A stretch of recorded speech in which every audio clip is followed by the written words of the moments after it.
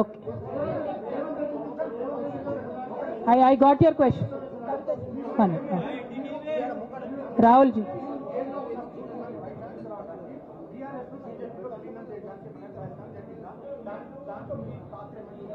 రాహుల్ గారు మీరు పాత క్వశ్చన్ అడుగుతున్నారు. కొత్త ఇష్యూ ఏంది అని అంటే బీఆర్ఎస్ పార్టీలో సస్పెన్షన్లో ఖచ్చితంగా కేసీఆర్ గారి మీద ఒత్తిడి తీసుకొచ్చే ఈ సస్పెన్షన్ చేశారని నేను నమ్ముతా ఉన్నాను. ఒక్కొక్కసారి ఏమవుతుందంటే చిన్న వ్యక్తులు బాగా నడుస్తుంది, పరిస్థితులు సందర్భాన్ని బట్టి పెద్ద వ్యక్తులు కూడా కొన్ని కఠినమైన నిర్ణయాలు తీసుకోవాల్సి వస్తుంది. కేసీఆర్ గారు ఈ నిర్ణయం ఎందుకు తీసుకున్నారో అని అడిగేంత పెద్దదాన్ని కానీ అంత రాజకీయ అనుభవం కానీ నాకు లేదు. సో వారు తీసుకున్నటువంటి నిర్ణయాన్ని నేను శిరసావహిస్తాను. వారు ఎందుకు తీసుకున్నారో ఈ నిర్ణయం నాకు తెలియదు. కానీ నాకు ఒక సమస్య ఉంది, నేను రాసినటువంటి లెటర్ లీక్ అయిందని చెప్పి 100 రోజులైంది. ఆ సమస్య జరిగి 100 రోజులైంది. ఆ 100 రోజుల కన్నా ముందు కూడా నా మీద వివక్ష కొనసాగిందని వాళ్ళ నేను మీకు ఎగ్జాంపుల్స్తో సహా చెప్పే ప్రయత్నం చేశాను. ఆ 100 రోజుల నుంచి జరుగుతున్నటువంటి పరిణామాలను కూడా మీ అందరి ముందు పెట్టిన. ఈ 100 రోజులలో పార్టీ ఎప్పుడు కూడా నన్ను ఎక్స్ప్లెనేషన్ అడగలేదు. నిన్న నన్ను సస్పెండ్ చేసే ముందు కూడా నన్ను ఎక్స్ప్లెనేషన్ అడగలేదు. ఇంకా చెప్పిన కదా, విచిత్రమైన విషాదం ఏంటంటే సడన్గా డిసిప్లినరీ కమిటీ పుట్టుకొచ్చింది. సడన్గా ఈయన రవీంద్రరావు అంటే దాంట్లో సంతకం చేసిండు. ఆయననే సార్ని తిట్టిండు మళ్ళీ మొన్న ఎలక్షన్ ఓడిపోయినప్పుడు. సో ఈ అన్నీ చూసి నాకేమనిపిస్తుందంటే చాలా ఒత్తిడిలో చాలా ప్రెషర్ పెట్టి సార్తో చేపించారని నేను అనుకుంటున్నాను.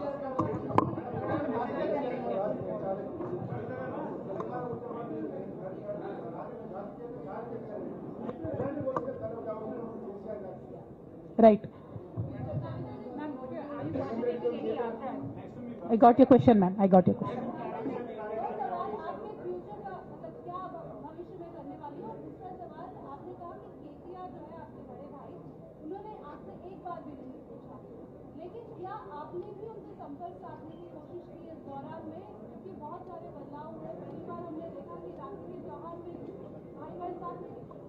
నేనేమంటున్నా అంటే కేసీఆర్ గారి రాజకీయ పరిజ్ఞానాన్ని క్వశ్చన్ చేసేంత స్థాయి నాకు లేదు, అంత అవగాహన కూడా నాకు లేదు.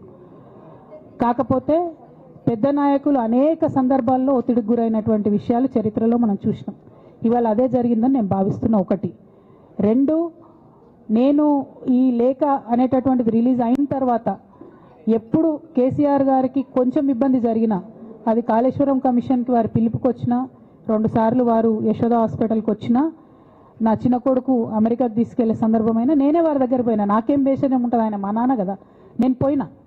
నేను పోయిన తర్వాత ఈ దుష్ట చతుష్టయం ఏదైతే ఉన్నదో, ఈ 2 గ్యాంగులు ఏవైతే ఉన్నాయో అక్కడ జరగనిది జరిగినట్టుగా మీడియాలలో విచిత్రమైన వార్తలు రాపించారు. ఎంత ఘోరం అంటే నేను నా కొడుకుని తీసుకపోతే నన్ను గన్మెన్లు రాలేదట. జరుగుతుంది అని ఎక్కడన్నట్లు ఇటువంటివన్నీ మెయిన్ స్ట్రీమ్ పత్రికలు రాస్తాయి. మరి విచిత్రం నాకు అర్థం కాదు. మెయిన్ స్ట్రీమ్ పత్రికలు అనేటటువంటి ఇట్లాంటి వార్తలు మరి ఆడ ఎవరు లేని కూడా లేరు. ఎవరు చెప్పిరు, ఎందుకు రాపిచ్చిరు? సో నేనేమంటున్నా అంటే నేను ఎప్పుడు నాన్న దగ్గరికి వెళ్ళడానికి చూసినా కూడా మా మధ్య స్పర్ధ పెంచడానికి అనేకమైన వార్తలు రాపిచ్చి అనేకమైన కుట్రలు ఈ గత 103 రోజులుగా కొనసాగుతూనే ఉన్నాయి నా మీద. కానీ అంతకుముందు కూడా జరిగినాయి అనేది నేను చెప్తున్నా. అందులో భాగంగానే రాఖీ రోజు కూడా ఒక 24 గంటల ముందే నేను అన్నకు కూడా మెసేజ్ పంపిన. అన్న రేపు రాఖీ ఉంది, నేను వచ్చి కడతాను, మీడియా లేకుండా వచ్చి కడతాననే మెసేజ్ పంపిన. బట్ అన్న బిజీగా ఉండే ఎక్కడికో వెళ్ళిండ్రు, నేను అర్థం చేసుకున్నాను, అందుకే వెళ్ళి రాఖీ కట్టలేకపోయినాను. సో నేను నా వైపు నుంచి ఎక్కడ కూడా కమ్యూనికేషన్ చేయడానికి ప్రయత్నంలో లోపం జరగలేదు. అటువైపు నుండి కమ్యూనికేషన్ రాలేదు. నేను చెప్పాలనుకున్నవి నేను ఎత్తుకున్న ప్రజా సమస్యలు ఈ 103 రోజులలో మీ ముందున్నాయి, అవి చేస్తూనే ఉన్నా.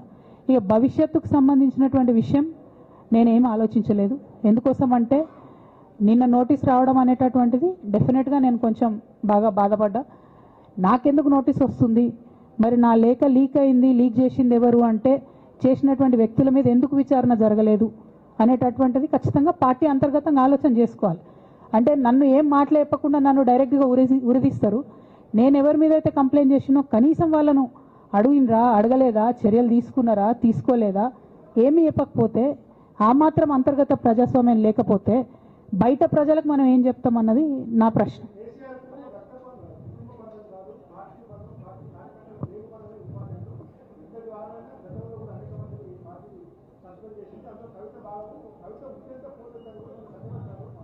నేనేమంటున్నా బ్రదర్, వాళ్ళందరికీ ఏది చెప్తే స్క్రిప్ట్ రాసిస్తే అది మాట్లాడతారు, దాంట్లో ఏముంటుంది.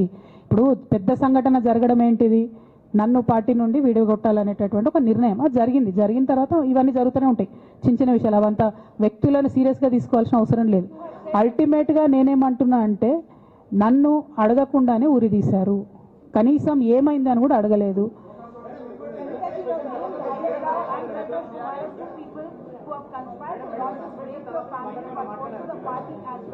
But this has also been portrayed as a succession battle that your father actually chose your brother as a political heir and that you want space in the political party as a leader, and that's the reason why you have started making this kind of reversal.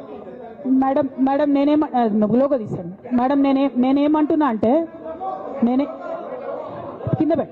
నేనేమంటున్నా అంటే ఇప్పుడు నేను మాట్లాడే press meet చూస్తున్నటువంటి రాజకీయ నాయకులకు కావచ్చు, BRS పార్టీకి సంబంధం లేని వ్యక్తులకు కావచ్చు, వాళ్ళకి ఇది ఒక ఎంటర్టైన్మెంట్, ఇది ఒక వార్త.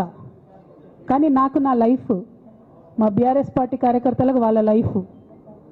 సో నేను చాలా తీవ్రమైనటువంటి బాధలో గంభీరంగా ఉండి మాట్లాడేటటువంటి ప్రయత్నం చేస్తున్నాను. నేనేమంటున్నా అంటే కుటుంబంలో జరిగినటువంటి అనేక అంశాలను నేను చెప్పను కూడా, ఎందుకంటే అది ప్రజలకు అనవసరం. అది నేను ఆ బాధను పంచుకుంటే మీరు తట్టుకోలేరు కూడా. నేను చాలా గట్టిదాన్ని, మొండిదాన్ని, దయ్యాన్ని కాబట్టి తట్టుకొని నిలబడ్డా. కానీ నా ప్లేస్లో వేరే వాళ్ళు ఉంటే తట్టుకోలేరు. సో కుటుంబంలో ఇంటర్నల్ విషయాలు నేను మాట్లాడతలేను, ఓన్లీ పొలిటికల్ ఇష్యూసే నేను మాట్లాడుతున్నా. పొలిటికల్గా నన్ను సైడ్ లైన్ చేసి, నన్ను సస్పెండ్ చేసి, పార్టీకి అనుక్షణం నష్టం చేస్తున్న ఆ ఇద్దరు వ్యక్తులను, వారి గుంపును, వారి ముఠాను పార్టీ ఎట్లా మోస్తుంది అనేటటువంటిది నా ప్రశ్న. సరే, నిన్న మొన్న ఆ గుంపుకు సంబంధించిన వ్యక్తులు అన్ని చోట్ల నా ఫ్లెక్సీలు చింపేసి నాకు దిష్టి బొమ్మలు, శవయాత్రలు ఎందెందో వేసిరట. ఈ ఉత్సాహం కేసీఆర్ గారి మీద సిబిఐ ఎంక్వైరీ చేస్తా అని రేవంత్ రెడ్డి గారు అన్నప్పుడు ఎక్కడ చచ్చిపోయింది ఆ ఉత్సాహం నేను అడుగుతా ఉన్నా. ఎందుకు చేయలే రేవంత్ రెడ్డి గారి దానాలు, దిష్టి బొమ్మలు ఎందుకు చేయలే? ఏం అండర్స్టాండింగ్ ఉంది మీకు? నా ప్రశ్న సింపుల్.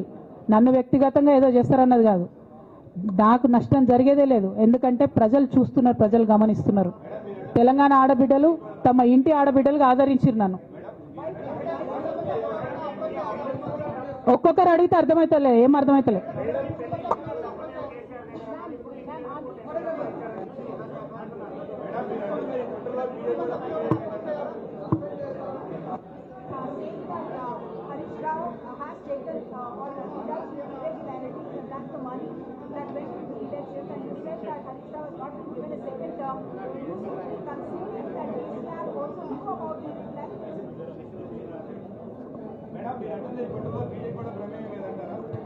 నేనేమంటున్నా బ్రదర్, కుట్రలో ఎవరి ప్రమేయం ఉందన్నది నాకు తెలియదు. నన్ను సస్పెండ్ చేసిండ్రు. బీఆర్ఎస్ పార్టీకి, తెలంగాణ ఉద్యమానికి, తెలంగాణ ప్రజలకు 20 సంవత్సరాలు నా జీవితంలో కష్టపడ్డా కాబట్టి ఒక అపీల్ చేస్తున్నా నేను ప్రెసిడెంట్ కేసీఆర్ గారికి, వర్కింగ్ ప్రెసిడెంట్ కేటీఆర్ గారికి. మన కుటుంబాన్ని విచ్ఛిన్నం చేసి పార్టీని హస్తగతం చేసుకోవాలనే కుట్ర జరుగుతుంది, దాన్ని తిప్పికొట్టండి. అవినీతి తిమంగళాలని బీఆర్ఎస్ పార్టీలకు వెళ్ళి తీసి బయట పడేయండి. అల్టిమేట్గా ప్రజలకు సేవ చేసే దాంట్లో మనం ముందుకెళ్లాలనేది నా ఆలోచన.